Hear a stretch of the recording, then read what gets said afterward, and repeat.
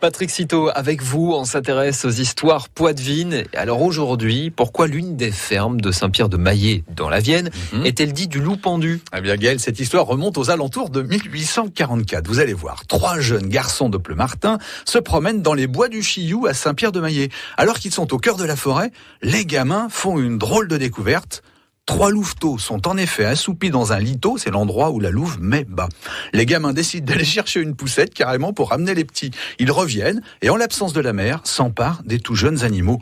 Bien mal leur en prie. En passant devant la ferme, les 3 enfants se trouvent nez à nez avec la louve. L'animal a découvert la disparition de ses petits, tout croc sorti. Elle menace les enfants. Les gamins commencent à paniquer et se mettent à crier. Mais un paysan de la ferme du Grand Dépôt passe alors par là. C'est une histoire de fou, ça. Qu'est-ce qu'il fait alors, ce paysan ? Le bonhomme ne s'en va pas, il ne se démonte pas. Il brandit une lance qu'on nomme Picalou, ça tombe bien, et tue la louve.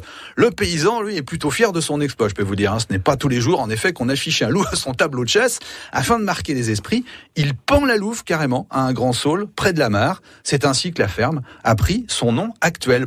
Le bonhomme va plus loin, il pense même à déposer une sébile au pied de l'arbre. Ce petit récipient rond et creux reçoit ainsi les récompenses des autres villageois.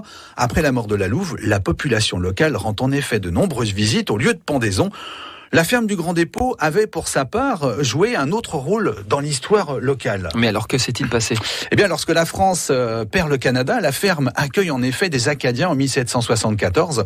Leur présence explique d'ailleurs l'origine du nom de Grand Dépôt. Les Acadiens mettaient en effet en commun leur matériel agricole. La ferme servait ainsi d'espace de stockage pour tous, d'où le nom de Grand Dépôt.